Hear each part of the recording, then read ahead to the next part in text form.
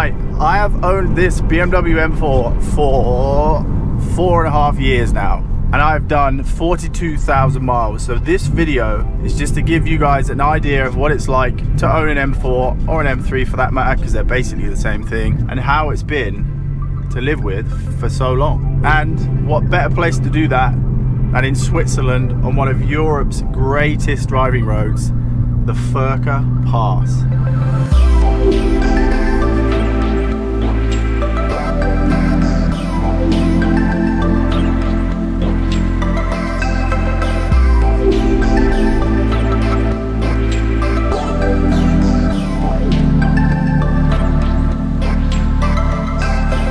Honestly, this place is absolutely insane. Oh my god, this is just like a racetrack in the middle of the Alps. But just look at this place, man. What? So this road was actually made famous by Goldfinger, James Bond film. Everybody knows it, and you can see why they would shoot something like this. It is just, it's otherworldly, let's put it that way. And the thing is, like, people live round here. Imagine living round here and having like a nice car. What more do you need?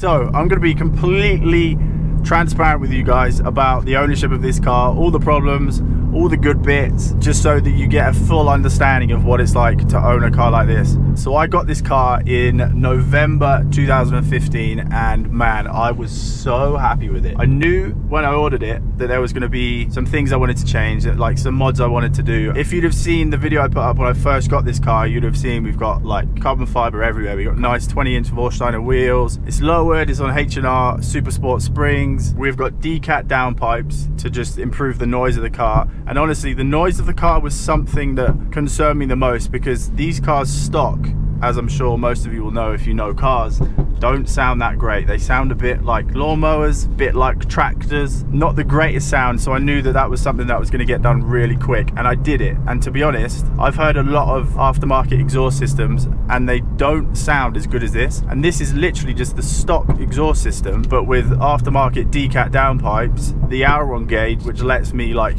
open and close the valve just on the steering wheel. That is all you need. Look, listen.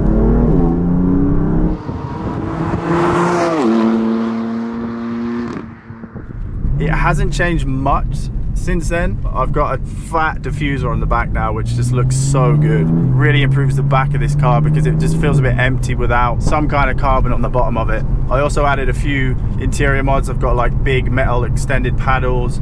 I've got like the carbon fiber M Performance trim on the wheel. I've got the red M1, M2 buttons, which looks sick. And I also took it back to DMS, who are the local guys near me that tune cars like this. And they did a few like little bits of coding on it just to make like certain noises stop beeping at me, because that's one of the most annoying things about BMWs. And they added the GTS software to the car, and what you get with that is much faster shifts, so much quicker, like instant. And you also get that nice antisocial burble when you downshift like this. It's just so good, it's just so good. Anyway, all mods aside, what has this car been like to live with for 40,000 miles? What has it been like? Well, it's been absolutely perfect. There was one thing at the start of my ownership of this car. So I had the run-in service at, well, I think it's like 1,200 miles, and maybe a couple of hundred miles after I had that service, the gearbox started crunching. So every time I went into reverse, it would just go. Every time I went from like, I think it was third to fourth or third down to second, it would go. It wasn't good at all, but I took it back to BMW and they fixed it. Like within 2 weeks, it had a brand new gearbox. It was done. I don't know what caused it, but these things happen, and they fixed it straight away, which is great. Then a couple of thousand miles after the new gearbox was fitted and I knew everything was kind of solid and running well, that was when I took it to DMS and they did the tune.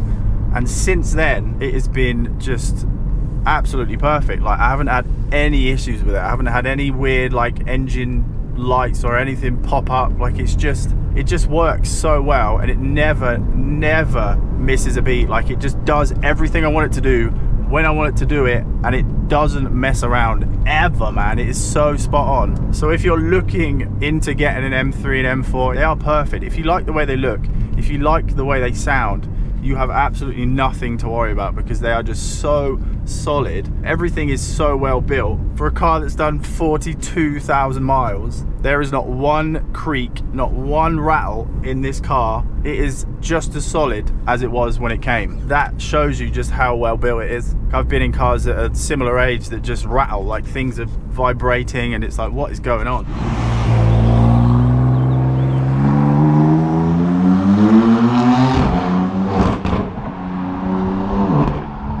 Right, so some things about the car that you might be concerned about. I mean, petrol, it's not the cheapest car to run in the world, but also it's really not that bad considering how powerful it is. Like, if I just cruise on the motorway at 70 mile an hour, it will literally do 34 miles to the gallon, which is crazy considering the performance of this car. Also, tires. So I replace my tires probably every 5,000 miles, but I do drive like a bit of a lunatic. How could you not? In a car like this, you just can't. You can't drive sensible all the time. So yeah, tires, you need to replace them quite a lot. You need to be prepared for that, but you should probably know that already. Funny story about tires, actually. I came here yesterday to film this video, and I realized that my tires were fully worn down. They could have just exploded at any moment. They were so worn down. And yesterday was a Sunday, so it was like everything was closed. I couldn't just roll up to a garage and find some tires. But even then, the tires that I have on this are 295 30/20s.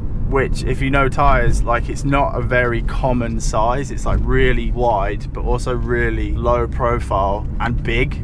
So I drove around everywhere today trying to find somewhere to get some tires. I think I went to about 7 places, and I finally found one guy. He had some 285 30/20s, but he said they were for a customer that he had coming tomorrow to change his tires. And he, thankfully, was very nice, and he let me buy those tires. And to give you an idea on price, so for 2 brand new Michelin Pilot Super Sports, I think they are, it costs 700 francs, which I believe is like 620 pounds. It's expensive, let's put it that way. It is expensive. To have to do that every 5, 6, 7,000 miles is quite a lot of money, and definitely something that you should think about. Other than that, it is the perfect car. You can buy one, you can do all the mods to it. There's loads of different like bits of carbon and all the rest of it you can do to make it unique. And believe me when I say this car will make you happy. It can be quiet, it can be relaxed and comfortable, and just the perfect cruiser. Press a few buttons and you've got an absolute friggin' monster of a car. I'm still not bored of it. It still excites me. It still just makes me happy. But it's been a long time, and this car is going to go, and I'm not really sure where to go after this car, because it is just so perfect. But there is a couple of things that I do want for sure. First thing, I want a V8. My old E92 M3 had the V8, and that was just so good. It needs to be a bi-turbo, then I can tune the absolute balls out of it and make it rapid. Second thing, 4-wheel drive. It's just so good now. You've got like BMW system where you can switch to full rear-wheel drive if you want it. Mercedes does a similar thing, and I really would love to have that acceleration off the line, because this car is rapid from like 30 onwards, but from 0 to 30 it's so difficult. First gear is basically useless. When I got this car, it came with Pirelli P0s, which aren't bad tires, but they just really weren't good enough. And then the guys at DMS, again, they are like literally just the car gods. They know everything. They were like, yeah, just get some Michelin Pilot Super Sports and chuck them on it, and it will completely transform the car. So I did it, and it literally completely transformed the car. Like, now I can floor it in second, providing it's not wet. I can floor it in second, and it will stick, and it accelerates so fast. Like, this car must do 0 to 60 in like under 4 seconds. Like, it has to be. It is so fast. Once it gets grip, it's just like, whoa. I think that's it really. I would probably go for something slightly bigger as well, like maybe M5 competition kind of size. M5 competition is fully in my head, by the way. I just need to know that I can get the right carbon fiber bits to make it look savage, because standard, it just doesn't look that great in my opinion. It needs carbon, it just needs more aggression. And I know it's like quite a professional kind of luxury performance car, but for me, if I were to own one, cobbles, it would have to be completely ridiculous. Imagine an M5 competition, but with the carbon, so it kind of looked like an M3's bigger brother. That would be spot on. But yeah, M5 kind of size, something a little bit bigger than the M3, M4, just because I need the space nowadays. There has been times where I've thought, I wish I'd have gotten an M3 instead of an M4, because the back seats on this car, like, they might as well not even be there because they're so difficult to get in and out of. And I really didn't think about it at the start. I thought, okay, well, it's for me, but like when it comes down to it and you've got mates that you want to get in the car, it's a pain in the backside, dude, seriously. If I could swap this for the M3, I probably would, just because it's a little bit easier. So yeah, M5 kind of size, maybe RS6, even E63S, even. If you've got any ideas, cars that you think I should look into, just let me know, put it down in the comments. And hopefully, maybe, might even be able to get some of those cars to test for a little while, even if it's just a few days. I mean, that's all you really need to get used to a car, and you guys could be part of my journey to finding the replacement to my M4. So there you go. I hope this has given you some idea of what this car's like just to live with and just to own. If you're looking at buying an M3, an M4, an M2, M5, like any of the M cars, man, just do it. Like, just do it. It will make you so friggin' happy, and you will not regret it at all. I promise you that. I hope you guys enjoyed this video. If you did, please give it a thumbs up, subscribe if you're new for more videos like this, and I will see you in the next one.